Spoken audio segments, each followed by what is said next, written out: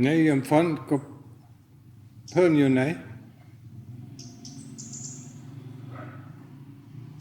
ไม่เห็นมีแล้วเมื่อกี้ก็บอกไปแล้วนะเจ้าค่ะฮะเมื่อกี้ก็แจ้งไปแล้วนะเจ้าค่ะว่าวันนี้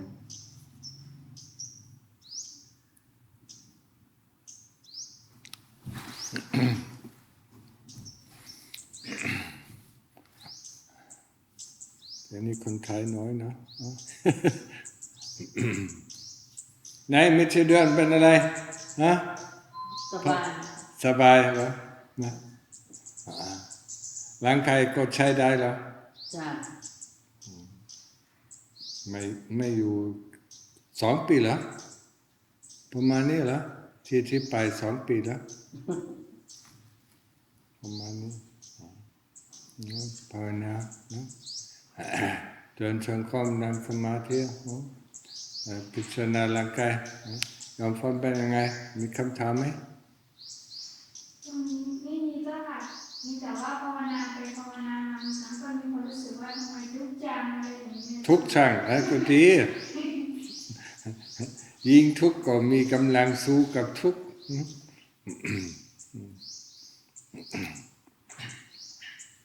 เมื่อนั่งภาวนาก็ความรู้ก็สำคัญนะรู้ลมหายใจเข้ารู้ลมหายใจออกรู้นะรู้พุทโธเริ่มรู้พุทโธหยุดรู้พุทโธเร็วอยู่พุทโธช้านะความรู้นี้ก็สำคัญ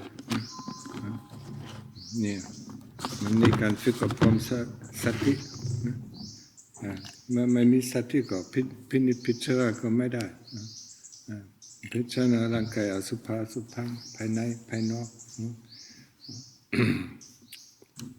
แยกออกมาทุกชิ้นนะแยกออกตู้เนี่ยมันอะไรร่างกายอยู่ไหนฮะมันมีปัญหานะเมื่อคิดว่าไม่ได้แล้วก็ตัวร่างกายยังอยู่ใช่ไหมยังสมบูรณ์อยู่มันทุกข์อยู่ไหนความเจ็บอยู่ไหนเนี่ยร่างกายก็ไม่รู้จักความเจ็บนะไม่รู้จักความเจ็บความปวดนะนายดายศเข้าใจบ้างไหมเข้าใจภาษาไทยบ้างไหมมันไม่แล้วนะเลนา1 2ฮะไม่ได้2 คนนะคนไทยเนี่ยไม่มีคำถามแล้ว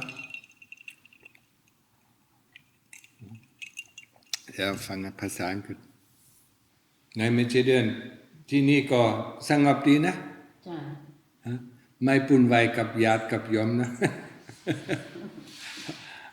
แล้วลูกสาวออกจากแล้วไปแล้วนะเพื่อนก็ไปแล้วพิมก็ไปแล้วพิมเลยยกมานี่เดียวเนี่ยภาวนาเป็นยังไงฮะสงบบ้างไหมสงบอยู่แล้วเวลาสงบแล้วพิจารณาไหมพิจารณา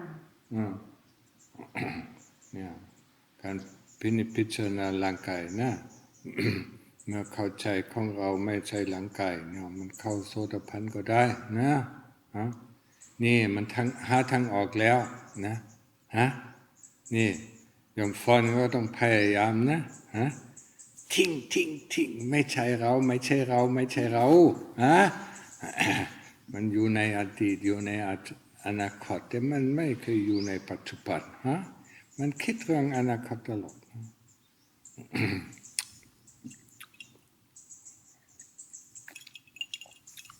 But that's the same for us.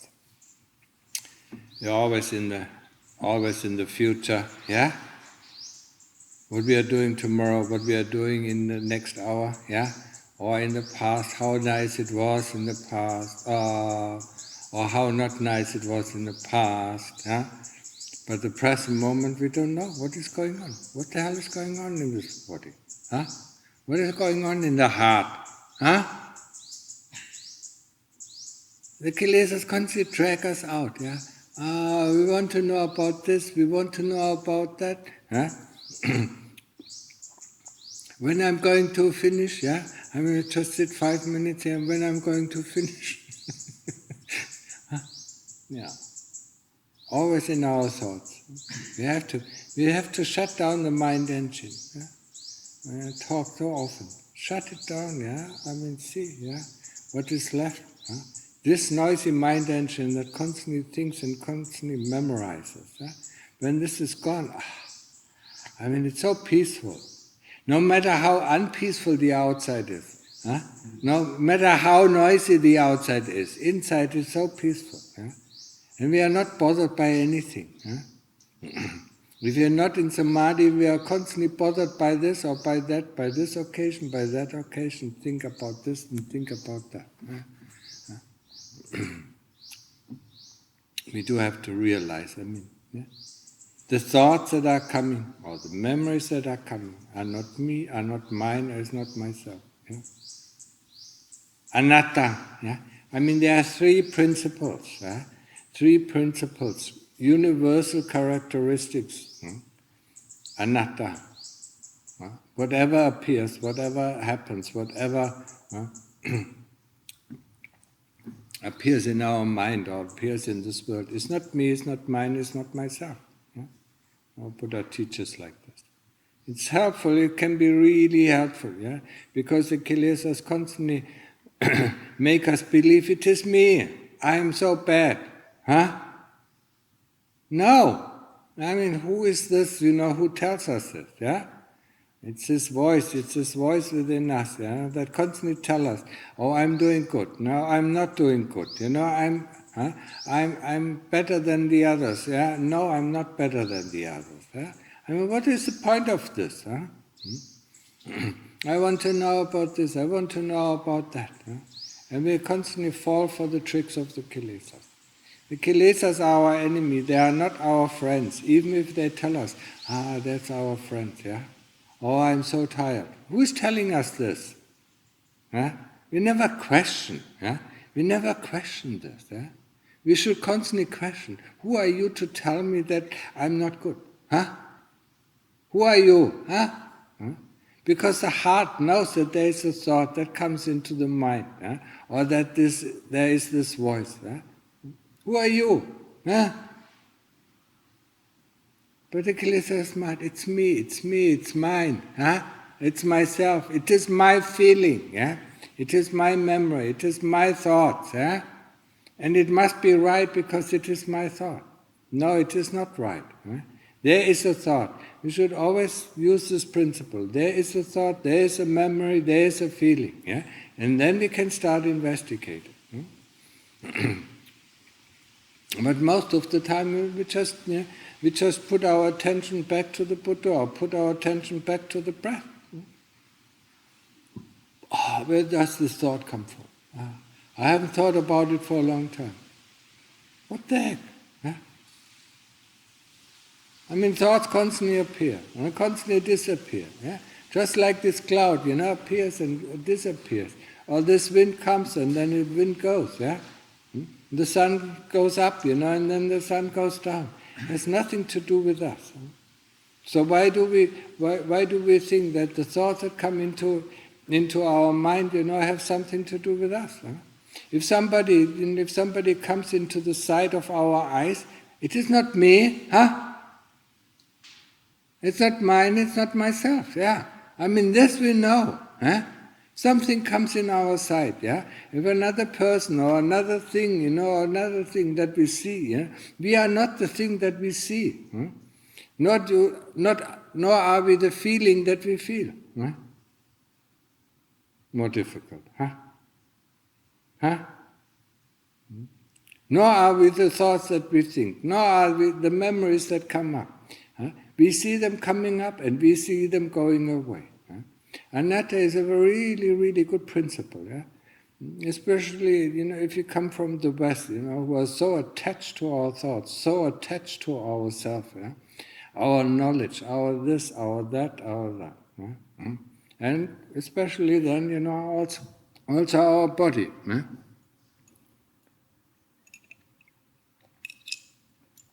It's not me, the body is not me. Yeah? It's a vehicle that we use, yeah? Just like a car. We go into the car, we start the car, we drive the car, yeah? But the problem is, that from the moment we are born into this car, we don't get out. So we believe that we are the car. And this is something that we have to really investigate. We are not this car, we are not this body. The body is the body, feeling is feeling, memory is memory, thought is thought, consciousness is consciousness. We are not even the consciousness. If we are good in our practice, we can see consciousness rising and ceasing. Oh, what happens when we are not conscious? Consciousness is something that appears in our sense. It's as one of the senses makes contact, and that's called consciousness. Everything else, what kind of sense, memory tells us what kind of sense. Is it a sight? Is it a hearing? Is it a feeling? Is it a touch? What kind of sense? That's all. People think so much about consciousness. If there's no consciousness, we don't die. We can be aware of being unconscious.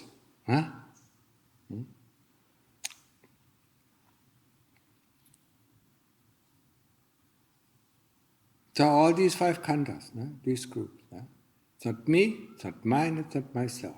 It doesn't belong to me. Because the one that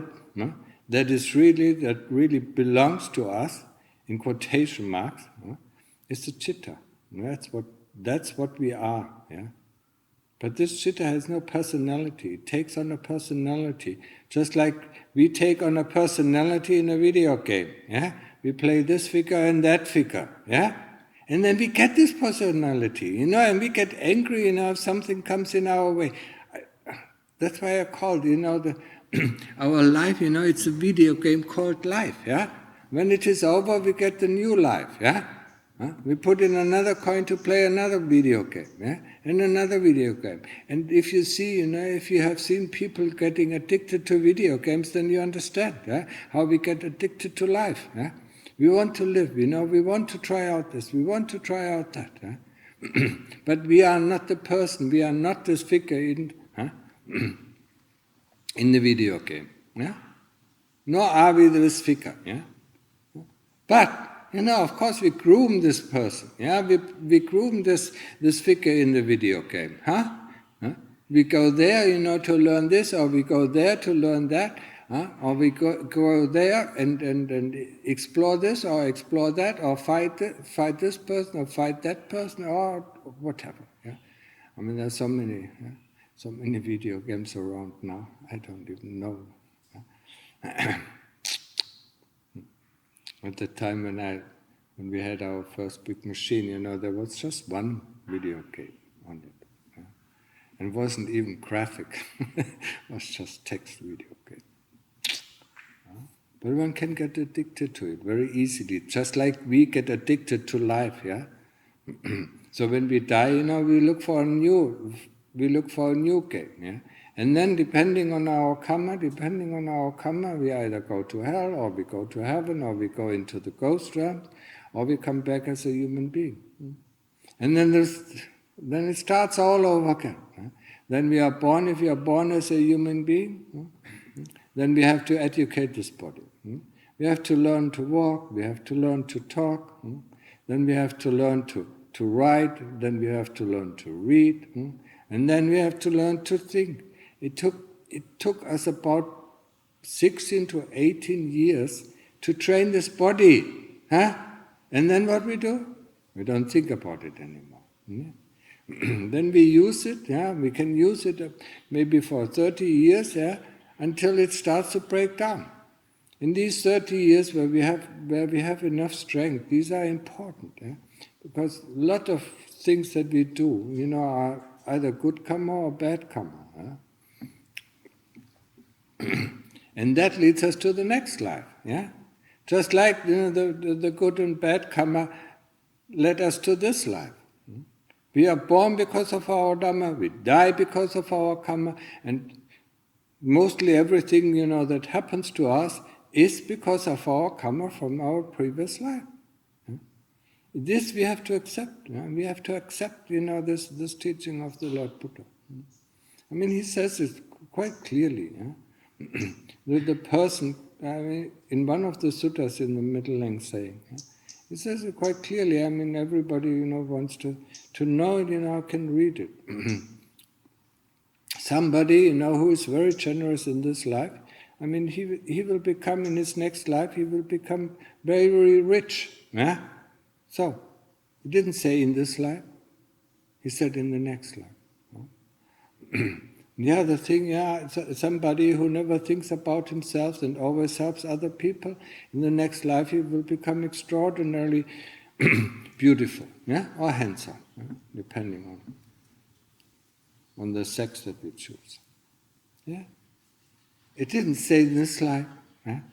So most of the things that we do come from the last life, and we should accept it. We should not fight it, the things that are appearing in front of us. No matter if the practice is difficult or easy.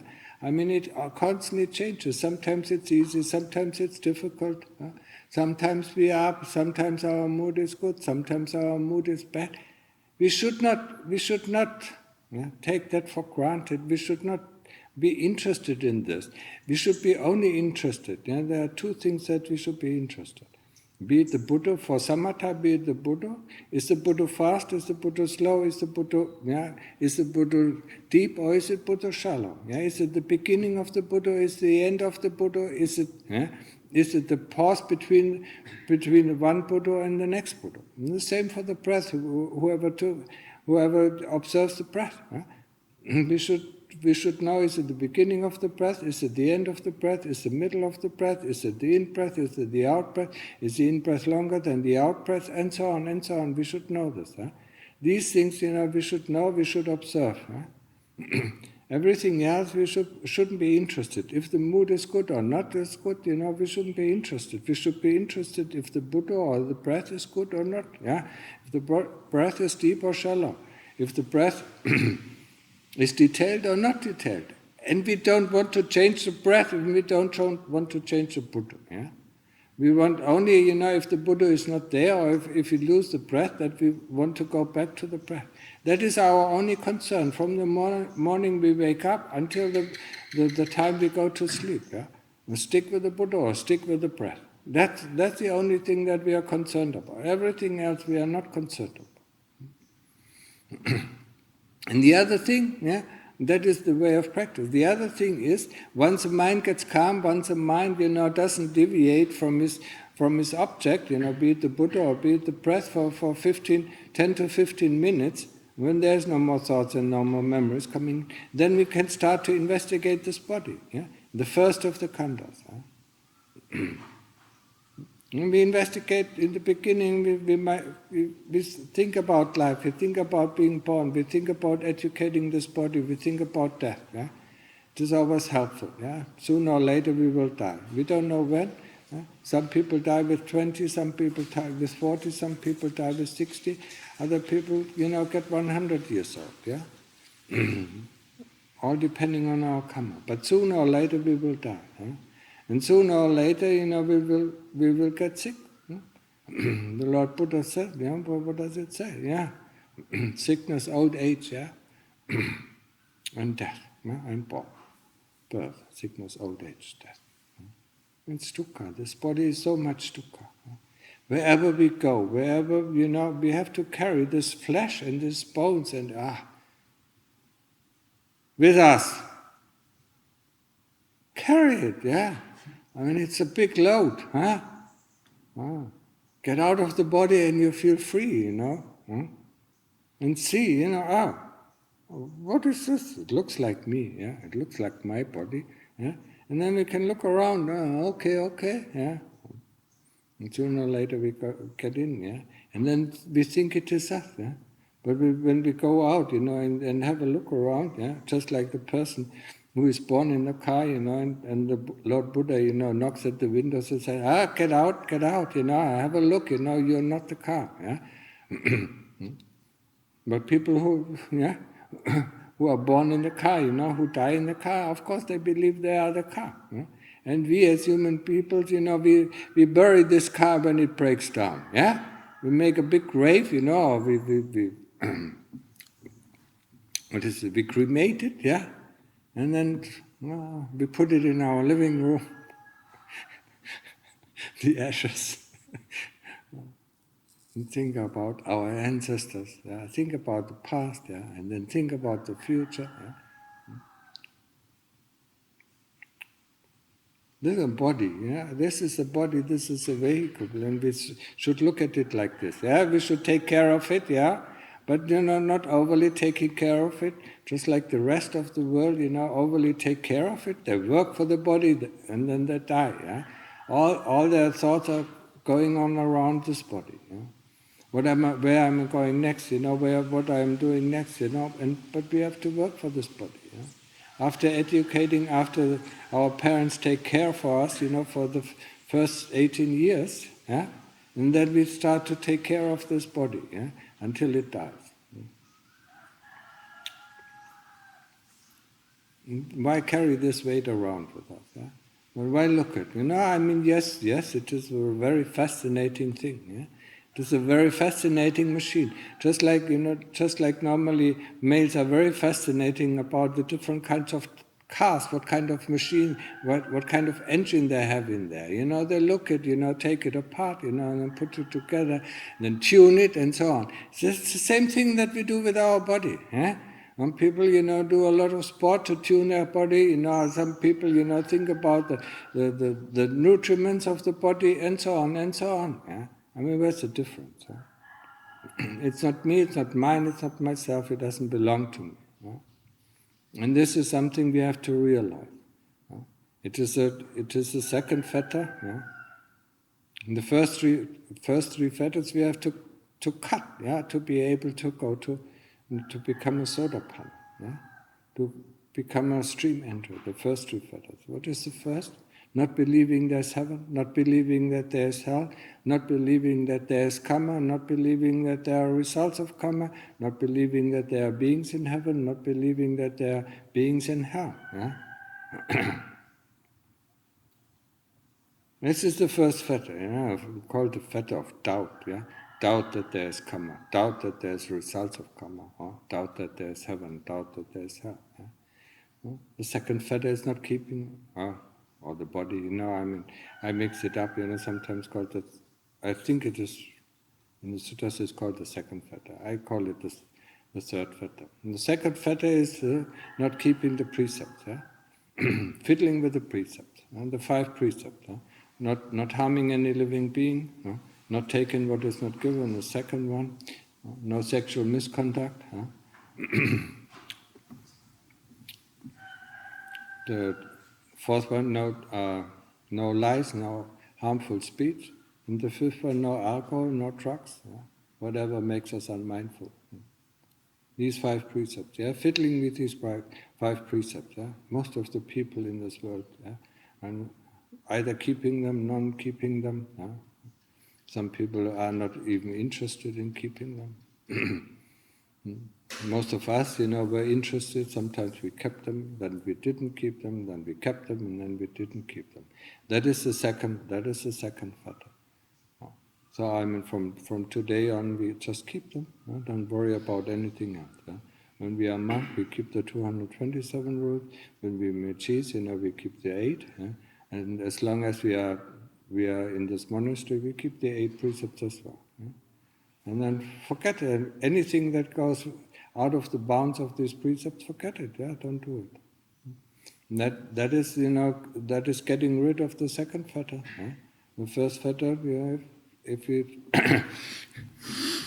we start to trust, in the teaching of the Lord Buddha, and trust that there is heaven and hell and so on, and then we get rid of the first fetter, and then the only problem is the third fetter, and this is really tough, because we are so attached to this body, and we so much believe that we are this body. So, either we get out and have a look at the body. If we cannot get out, and we dissect this body. We put the body out in front of us, all the body parts. No matter if it is the arms, the legs, the fingers, the toes, and so on, yeah? And the inside, and until we see everything, yeah? Until we see the skeleton, yeah? We see the flesh, we see the inside organs, put them all out, And so what is sitting there and what observing this, yeah? This cannot be the body, yeah? The body is lying in front of us.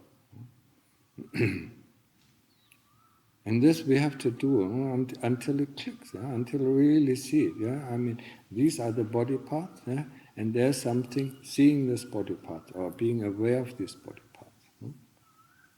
And then we put it back together, and the moment we put one of the body parts, be it the brain or be it, put any part of the body back onto the seat, I mean, suddenly this I arises again. It's me, it's mine.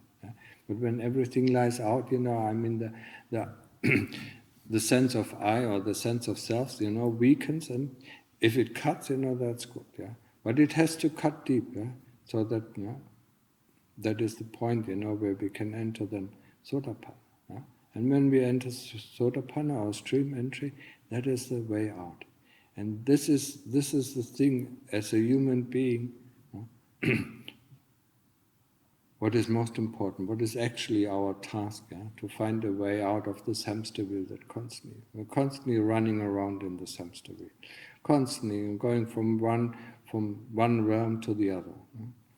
And there are 31 realms, 25 heavenly realms, then this human realm, then this animal realm, the ghost realms, the demon realm, and the hell realm. We're running and running and running. And the human birth is the best place where you can find a way out.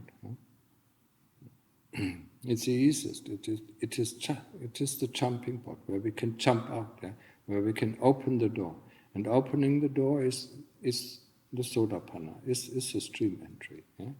I mean, so put your effort in. Yeah? But the first thing, when we look at the fourth noble truth, Sila, we keep the Sila, Samadhi, we learn, we train, and that is really important. I mean, any kind of investigation where we don't have sati is not worthwhile. Yeah? It doesn't bring any fuel. Yeah? We can think about this body, we can think about this comparison with the car for the rest of our lives, and nothing will happen. Yeah? We can even do this exercise that I just talked about it, and if we don't have sati, if we don't have this awareness that is really there and seeing what is going on, I mean, then we don't cut anything. Yeah? It is like our knife is blunt. Yeah? We want to cut the tree of self, and if we have a blunt knife, all what we do is scratch it. And if it is really blunt, the moment we scratch it and then takes the next time, then the tree regenerates again. Yeah? So we have to sharpen the knife. And sharpening the knife is the way of samadhi. We practice samadhi until really there's some quiet, some peacefulness in the heart. When there's no more thoughts, when there's no more memories coming up, that's when we call it samadhi. It can be kanika samadhi, it can be upachara samadhi. Most of us will be able to go into upachara samadhi, but we need to put some effort. We still hang on our thoughts.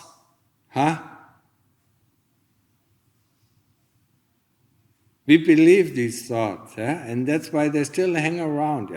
It's just like all these friends, that are constantly surrounding us. If we are not interested in them, and then they will go away. But the moment we take a little bit interest, be it a negative interest, why are you still bothering me? That's also interest. Or being a positive interest, where you come from, what are you doing? What is your profession? Anybody who studied abroad, there were the common questions we were asked. What are you doing? Where are you studying? What is your major? That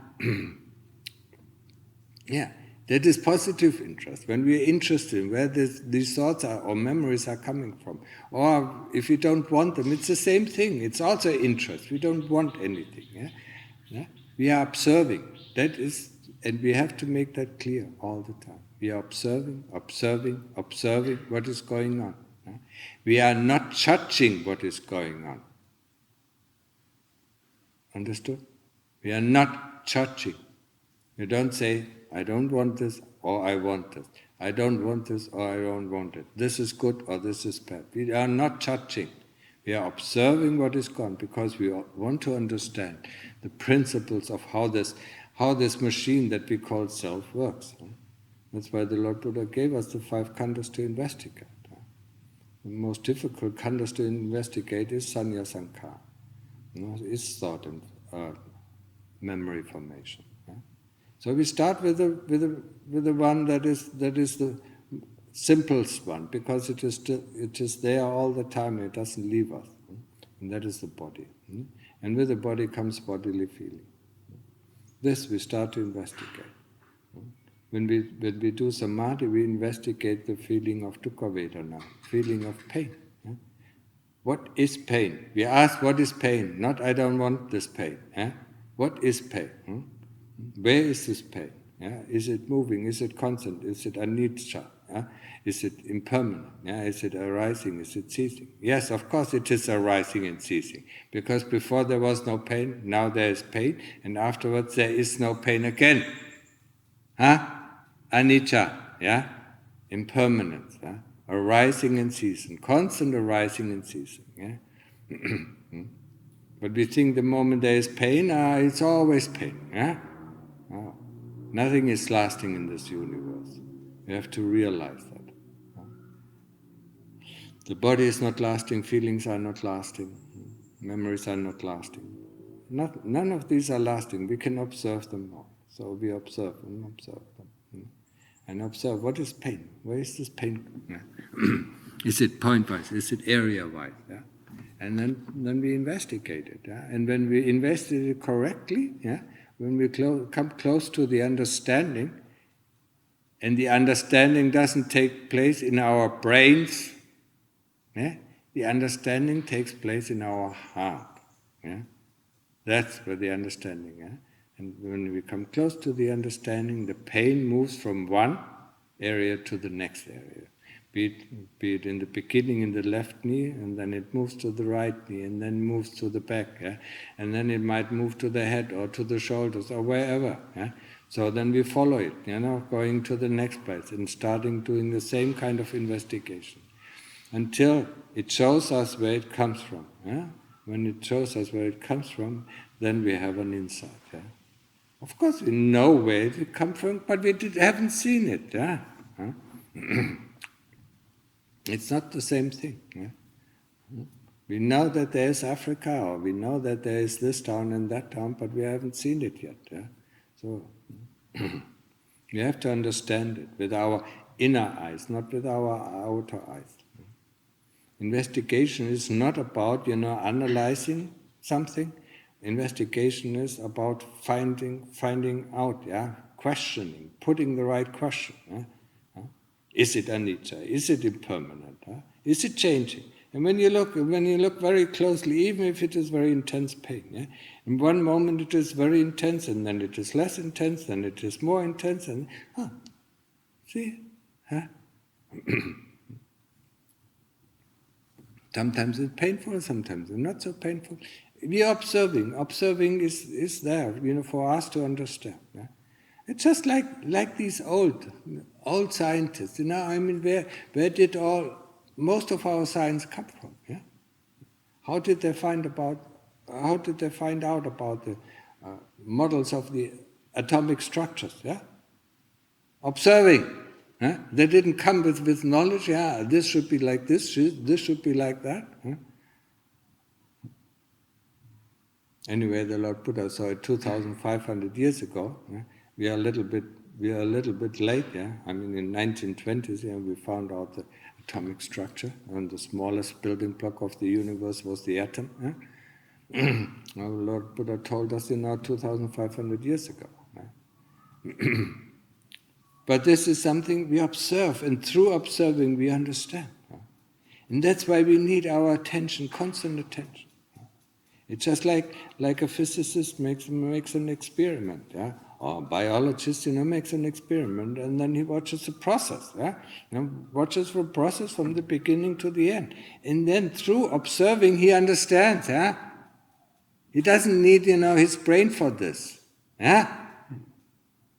But he has to observe all the time. Yeah? If he gets hungry or if he gets thirsty, and puts his attention somewhere else, or somebody else comes in, then he has to start the experiment again. Yeah? And observing every nuance, every time slot of the experiment. And once he observes it all, he understands what is happening. And that is the same thing for us in our practice. That's why I like this example. Yeah? It's the same thing. We're observing. We're observing pain. We're observing feelings that are arising. We observe, and observe. Yeah? And don't find conclusions what is happening. Yeah? Because the moment the heart understands it completely. Yeah? When we take it then, when we try to formulate, it's not complete. Yeah?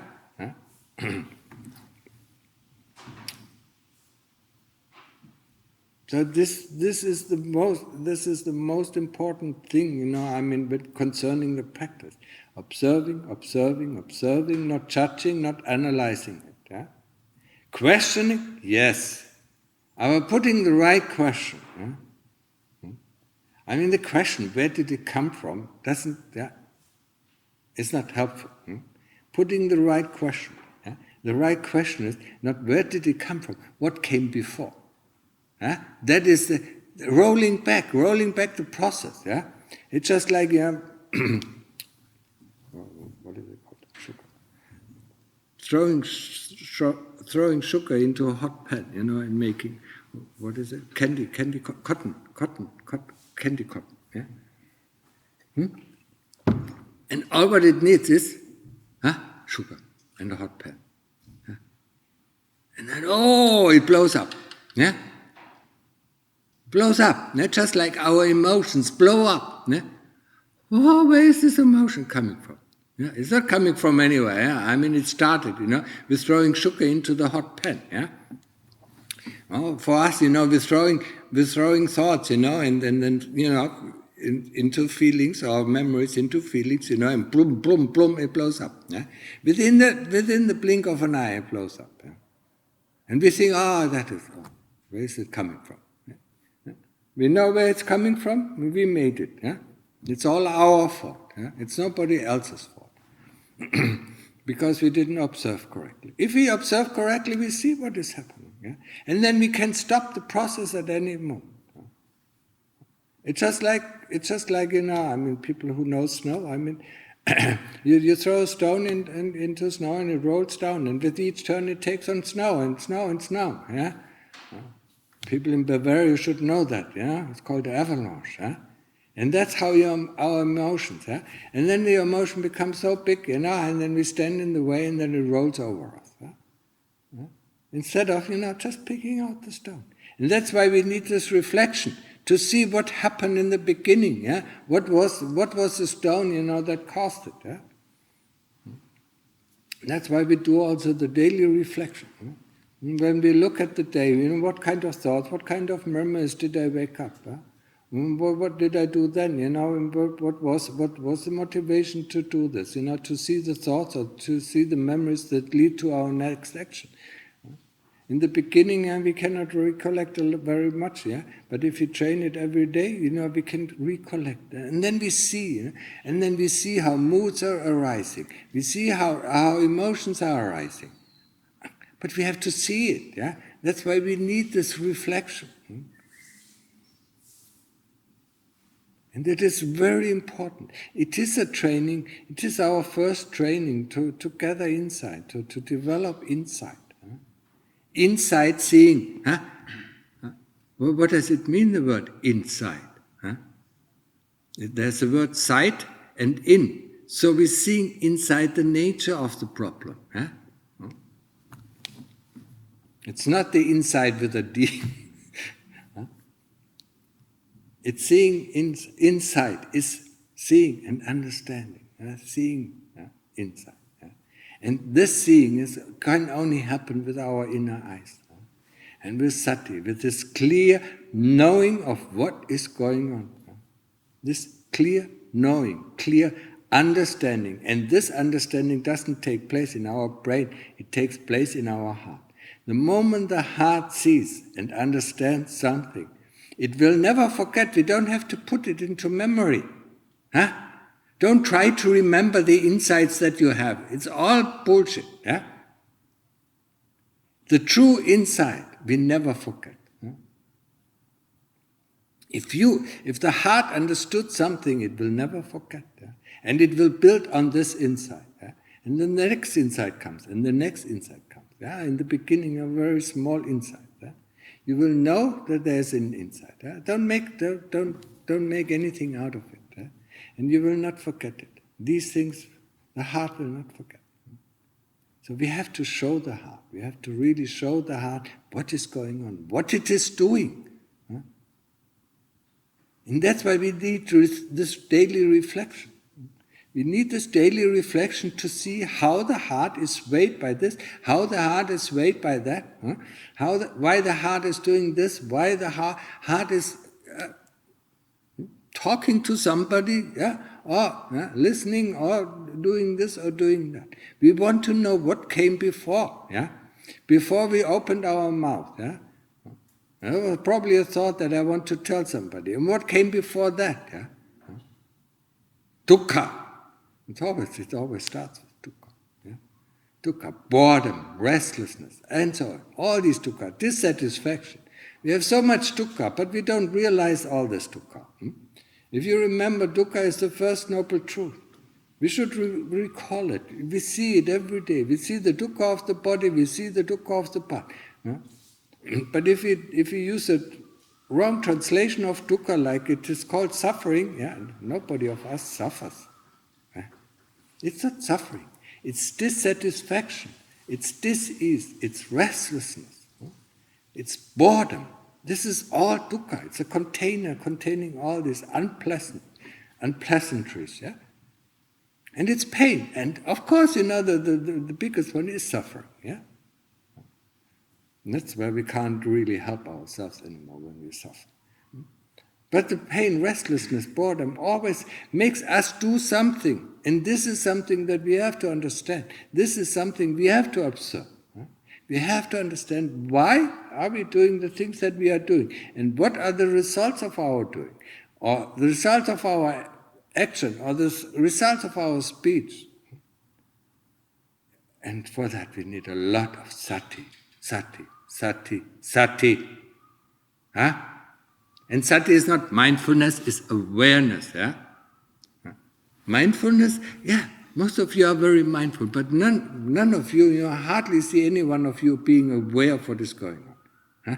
You are very mindful walking, yeah.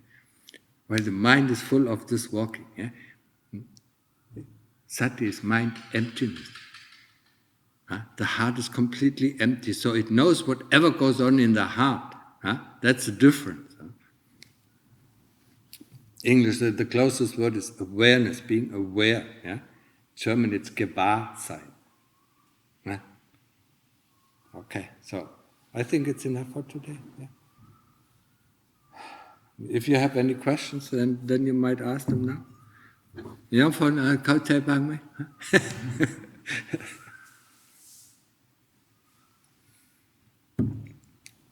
ยกมันนี่เข้าใจหมดแล้ว Ludovic, understood? Yeah, put some effort in your practice, yeah? Yes, it's a body. Yokmani, it's a body.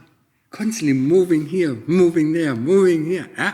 I mean, you should investigate pain, yeah? Huh? Dukkha Vedana. Huh? Cannot sit even for half an hour. Sit still. Huh? Okay, any questions? Yeah? When we do investigation, the other day, when I was sitting, doing some meditation, I was bitten by a mosquito. Yeah. And the pain comes. Yeah. And goes up. Yeah. After some time. Yeah. So even though I don't find conclusion, I can say, this is anicca.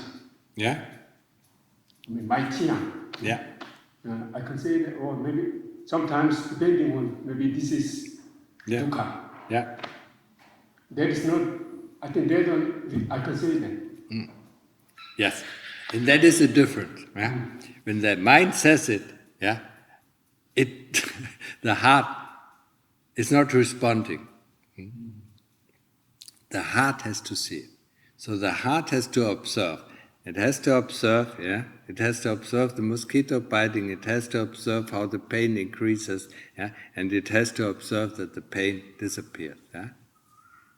But we don't want pain, and that's where the mind comes in, or where the kilesas come in. We don't want pain, so we want to get rid of pain, yeah. And that's where our investigation doesn't bear any fruit, yeah. From our training as human beings, or most of us, from Western societies or even Asian societies, we are trained to understand with the brain. Yeah? That's not helpful. We have to see and understand. Yeah? And then, if you do a lot of pain investigation, then you're not bothered by it as well. And then you see, okay, there's pain, and it disappears. Yeah? But we have to accept these pain. And that's what most of us don't want, to accept pain. Huh? That's why we move here and there, here and there. Huh? We don't want to accept pain. Yeah? And the first thing in any kind of investigation, of feeling, yeah, or of pain, or of dukkha, yeah, we have to accept it. We have to breathe it in really. And feel it, the whole body feels the pain. Yeah? Once we can accept it, then we can ask the question, yeah, is it where is it, is it point-wise, is it area-wise, is it in the skin, is it in the tendons, is it in the bones, is it in the flesh, yeah, is it in the muscle, yeah? Where exactly is it? And you will be surprised you cannot find the spot where it actually is. Yeah? Because the moment you come close to the understanding, it moves, yeah? And then see, it wasn't in the skin, it wasn't in the muscles, it wasn't in the tendons, it was nowhere, it just moved to another place. So it's a kind of magic pain, yeah? But if you go for it, if you go for our analysis, oh yeah, I'm sitting uncomfortable, that's why the pain comes. No, yeah? Because then you couldn't move, yeah? Or I stretch my body, or I break my body, or I do this, or I do that. Yeah? All this fear that comes in. Yeah? No, this is not. Yeah? The pain is a sort of magical pain that appears, and then disappears. And it comes again, and then it appears, and it disappears, and it comes again. Yeah? It's something that the kilesas love to distract us. But for a practitioner, it is something that we love to see. Because it doesn't slip away like the Buddha. Huh? The Buddha slips away, or the breath slips away, but the pain doesn't slip away. So it is a very good object, to look on it, to observe it. Yeah? So whatever comes, the answer is whatever comes out of the mind is not the real understanding. Yeah? It's an analysis that we do, but this analysis, the brain follows, yeah, but the heart does not understand it yet. Yeah? That's the same thing. Yeah? I don't like my body. Of course, people say I don't like my body. I don't need my body. But we are attached to this body. The heart still does not understand that it is attached to this body. It loves this body. It wants this body. So we have to show the heart, what kind of burden this body is, how ugly, how loathsome this body is. Once the heart sees how loathsome and how burdensome this is, it lets go of this body. Yeah? Understood? Okay, other questions? And the other day, I asked you about imagination of certain men or women. Yeah. When a man or woman appears on my mind, yeah, I think I normally imagine him or her as a skeleton. Yeah. But if I want to make it stronger, Yeah.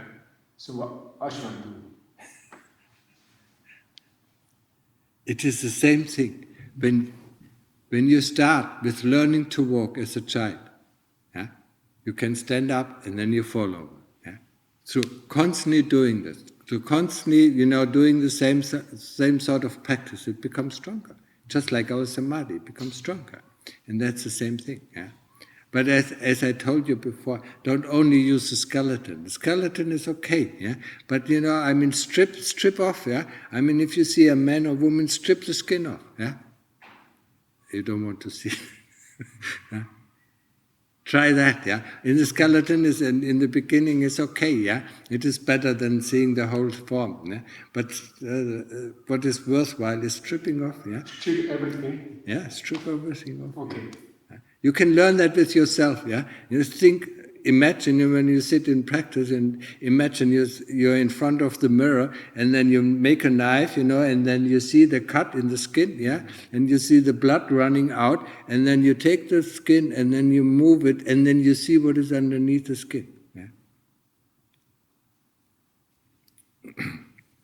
And then a shower runs down your spine. Huh? That's real, yeah. And then you see what is behind, behind this masquerade that we call skin. That's what we go for it, that's what we fall it. The man falls for, for the women appearance, women's skin, and the women fall for the men appearance, and it's all skin, yeah. They don't fall for what is inside the skin, yeah. Nobody, yeah. If you see your girlfriend or your boyfriend, without skin, you don't even want to look at it, huh? You don't want to get closer. That's very helpful, if you can do it. But we can learn it, yeah? So, constant practice, constant practice of samadhi, improves our samadhi. Constant practice of replacing, replacing the images with something else, with another image, is helpful, and it will make it stronger. Okay, understood? So, more questions?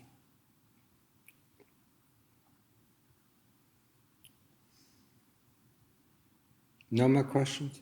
Yeah?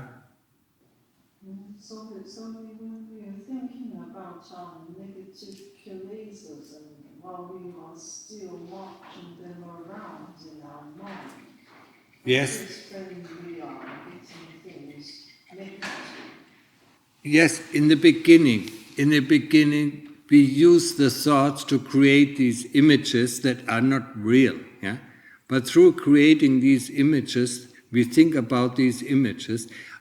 This is it is the first step, yeah? Before you can see really the things that are inside. So we need these images, and it is really helpful. And there are books, super books, where we look at these images, yeah? And we see it, then we close our eyes and then try to see the internal, the real ones, yeah? But in the beginning, we need to use it, yeah? Just like in the beginning of our samadhi practice, we need to timestamp and say, or to label, yeah, this is the beginning of the Buddha, this is the end of the Buddha, this is the beginning of the Buddha, yeah? But sooner or later, we will develop this knowingness, and this knowingness is the real thing.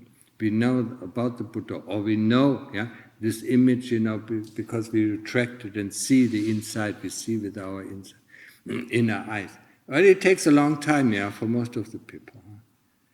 For some people, within a week, they can see the inside of their bodies because they have practiced in their previous life. For me, it took me 9 months before I really could see a very blurry image of myself, of my inside. Yeah? But I practice 6 or 8 hours per day, just seeing these things. So for some people, it might even take years. Yeah. So don't worry about it. How long it takes. Yeah. Huh? We don't know. We are at the path. We are at the path. To walk down towards the goal of Sotapanna or Arahantship, and we don't know how long it takes. It might take weeks, it might take years, it might take lifetimes. But if we stop walking, we never get there. If we think next life it is easier, we don't even know what is going to happen in the next life. Next year, I make a break, and then we don't know what is happening. But as long as we constantly walk, no matter if we slowly walk or if we walk fast, we will reach there sooner or later. Yeah? And that is our hope. Yeah? And should be also our conviction. If you stop walk, I mean, what did the Lord Buddha say? Whoever makes a step, who doesn't make a step forward, makes 2 steps backwards. Yeah? And you don't want to make step backwards. Yeah? Okay. Next question. So, yeah. Are there some?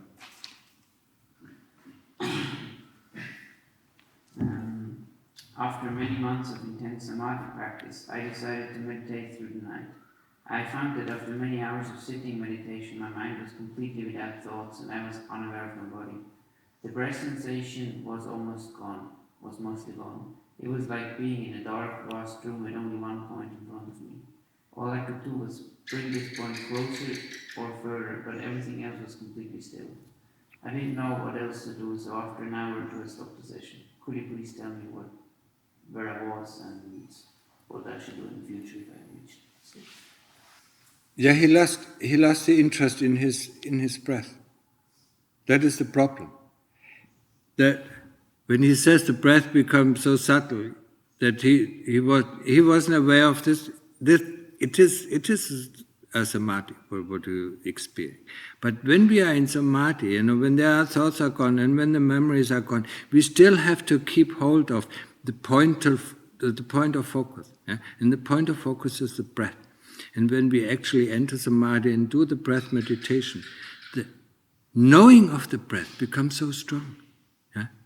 We can know that the breath goes through the skin. We can know that the whole breath body. No, the Lord Buddha talks about it, the whole breath body. And we stick with the breath. Yeah? And the knowing of the breath becomes much stronger than the feeling of the breath in the beginning of our meditation. Until we know that the breath stops.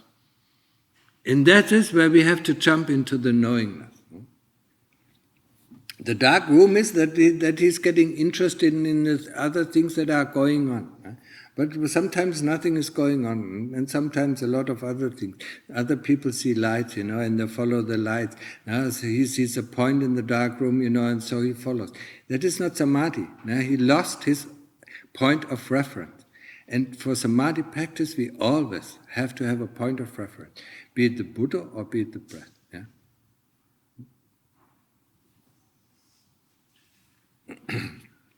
Your instruction about anapanasati is that to observe the breath at the tip of the nose, but my first teacher instructed to observe the breath above the upper lip and below the nostrils. Is it okay? It's the same thing. Yeah. I sometimes say, around the tip of the nose. Yeah, I mean, you cannot really feel it at the tip of the nose. It's a point of reference. Okay. Yeah. I remember when I was about 12 years of age, when one of my teeth fell and I tried to break it with a stone and powdered it. During body contemplation, I banged bones against the ground and listened to the sounds and tried to see what is in the bones. Is that correct practice? It is a kind of practice, but you should, pounding the bones and seeing what is inside, it is not really helpful. It's not really helpful to understand the body. He should see the skeleton, and he should see the whole skeleton when he's dead. Yeah, how the skeleton, goes back to its 4 elements. Yeah? How it disintegrates, not breaking it apart. Yes, it is. Yeah, it can be. Yeah. Can be a point of interest, we can do it a few times and then see. But let it disintegrate. Let it disintegrate in the 4 elements. Because whatever, the whole body is made out of these 4 elements. The air element, the water element, the fire element, and the earth element. And bones is mostly earth element, but it also has still water element and still fire element and still air element inside it. So he should watch it, observe it, he should ask the question, how does it disintegrate in itself? Or how the whole body dies, what goes out first. Yeah? And then he looks at the death, the death of a human being. And then he sees the first thing that goes out is the air. Then the next thing that goes out is the fire. Then the next thing that goes out is the water. And then he sees slowly disintegrating the whole body. This is really helpful. Yeah? But more helpful for understanding our attachment is seeing the loathsomeness of this body, to observe it like it's still living, yeah? I mean, to go inside, take off the skin, and look inside and take that heart out, and have it, or take the brain out, and put it into your hands, the squiveling mass, yeah? That most of the people use, to imagine the world that they live in, yeah? Yeah, that's why we use our brain for. Yeah? Imagine the world that we live in. Yeah? Get down to the reality. Yeah? Get out of your ivory tower, yeah? And see, has nothing to do with whatever I imagine to be. Okay? Next. So in one video, Ajahn Panya said, Kamatanha, lust, is the most powerful of the kilesas. Please talk about this. Kamaraga. Raga Tanha, yeah, yes. It's a sexual desire, sensual desire. No, it's true. That is a question that takes too long. Please thought another question attached to that one. That shouldn't take that long. There are waves of lust coming and going, and I'm trying to see them as you described the way of seeing pain. Yeah. Feel it to breathe it in throughout the body. Is that the correct way of investigating? It is the first thing, then we should do, yeah. Then the next thing is find the object where the lust is attached to. Yeah. And then change the object into something that is ugly. Yeah? That is loathsome. And then you see that the lust disappears. Yeah? That's why we make this a super practice. Because the moment, if a man sees a beautiful woman, the lust comes up, and then he changes this woman, takes off the skin, and then the lust is gone. Yeah? And this imagery appears, and then the lust comes again, and then he changes this image back, and the lust is gone. That's why we make this a super practice, and especially for monks, it is an absolute must to do this.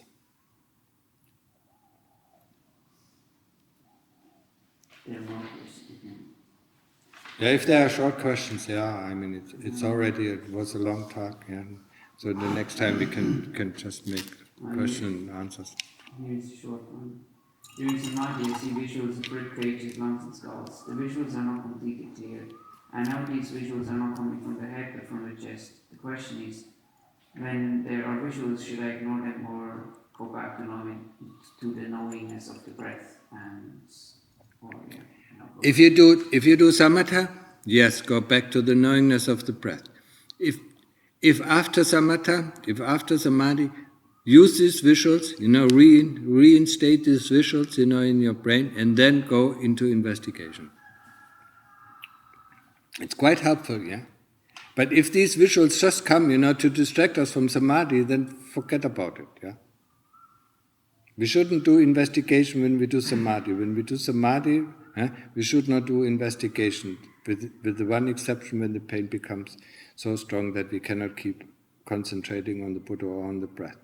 And when we do investigation, we shouldn't fall into samadhi, because most of the people they get so concentrated, for instance, on one part of the body or another part of the body, and then the mind or the chitta switches to samadhi, and we should get out of Ken, yeah?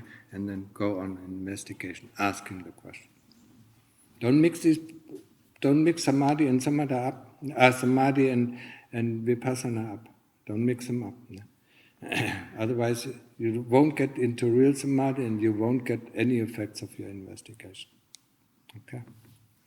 Yeah, so keep the rest, keep the other questions for the next time. Is there already, Kupa David, is there already a date for the next Zoom session? Or? No, so 28th, if I remember correctly. 26th. Saturday in February. 26th of February. 26th of February. Yeah. So we'll make an announcement. But the people who are interested in joining the Zoom session should know it's around the end of February. Yeah. Okay, so get down to your practice. Oh, I'm so tired. Oh, it's so hard work. Don't even judge this. No matter if it is hard or if it is easy. Yeah, just do it. Just do it. Just do it. Just do it.